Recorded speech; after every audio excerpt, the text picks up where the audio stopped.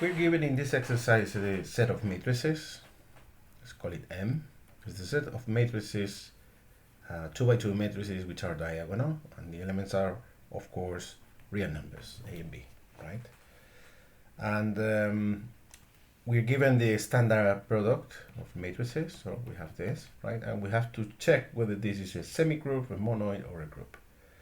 Okay, so there are few properties that we need to check. First is that whether this is a valid composition or valid operation. Meaning that if the product sends pairs of elements of this set into elements of this set, then we have the three properties G1, G2, G3, which define a group. This is associativity, so we have to check whether the product is associative,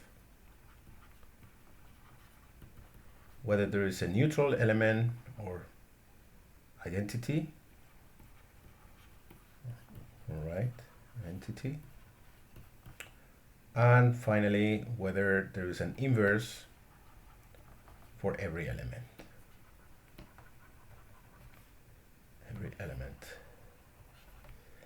And finally, there's a fourth property, which is commutativity, which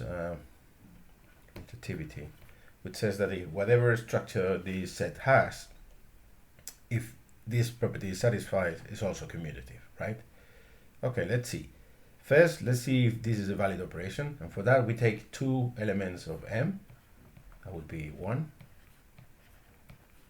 and that would be the other one, P2, and then we multiply these matrices, and since they are diagonal matrices, what we have to do is to multiply the elements in the diagonal one by one, like this, right?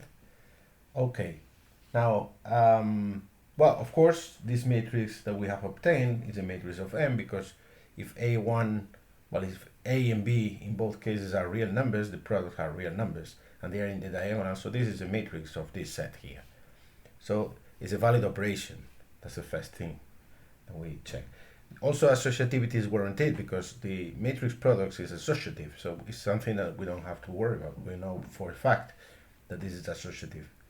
But not only that, I mean, since the multiplication of matrices like this turns out to be just the multiplication of numbers in the diagonal, like this, and multiplication is associative, this is associative. And it is also a commutative operation, right? Because this, you can write this product in any order that you like, and it doesn't change. So whatever this is commutative. About the neutral element, well, it's clear that the neutral is the identity matrix, right? If you multiply the identity matrix by any matrix, you get just this matrix. So there is a neutral element, there's an identity. But finally, we need the inverse, and for the inverse, what we need is that these two products are 1. So in other words, if you pick an element here, a matrix here, with A1 and B1 arbitrary, then you should be able to find A2 and B2 so that these two equations hold. But that's not always true. For this, there is a requirement, which is A1 must be different from 0 and B1 must be different from 0. Otherwise, these equations have no solution, right?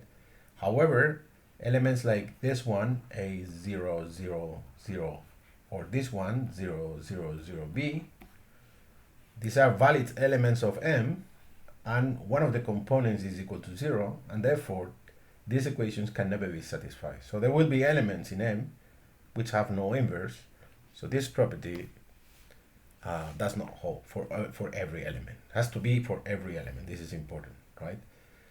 Okay, so this is a monoid, not a group. It's not a group because it's missing this property, but it's got the other two, right? So it's a monoid, and it's also a commutative. It's got the commutative properties, so it's a commutative monoid.